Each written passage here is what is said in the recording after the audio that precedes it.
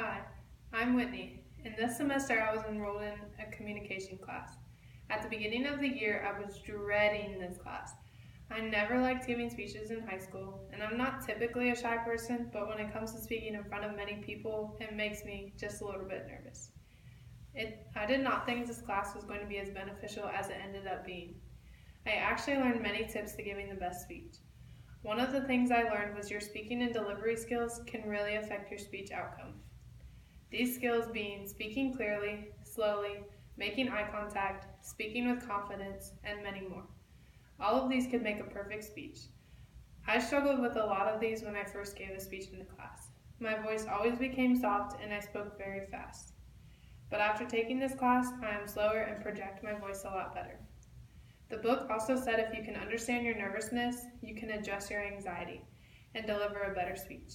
I would not say I've completely figured this one out, but I have gotten better. Using eye contact is also very important. It gives the speech a more conversational value, according to the book, and it keeps your audience engaged. Keeping the audience engaged is a vital part to a perfect speech. If you do not create an audience-centered speech, you are not doing your job as a speaker. To be the best audience-centered speaker, you need to know your audience and know what things you can say and what things you shouldn't say.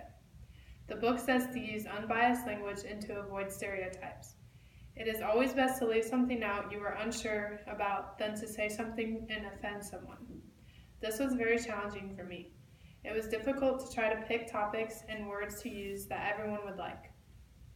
This is also challenging because you could say something and someone takes it a different way than what you meant it to be. In my persuasive speech, this was hard because the information I uncovered was all about teens. And our whole class was teens, so I had to use words that were not too harsh, but also use words that were good enough to get the message across. This idea of audience-centered speaking can be used not only in speeches, but also in conversations. You need to make sure what you are saying does not offend someone. Not only do you need to be a good speaker, you also need to be an effective listener. To be one, you need to find what works best for you. For me, that was keeping eye contact on the speaker the whole speech. And according to the book, to be the best listener, you have to follow these 5 stages: selecting, attending, understanding, remembering, and responding. Anyone can use these to be better. For me, outside of this class, like taking notes in anatomy, I asked many questions, so the responding step, to make sure I was understanding the information the way the teacher was giving it. Everyone is different though, so find the best way for you. I found this to be hard at times in this class when the topics or speaker's voice was very boring. When that happens, you have to be able to find a way and to be able to listen and get the message. This class has really helped me.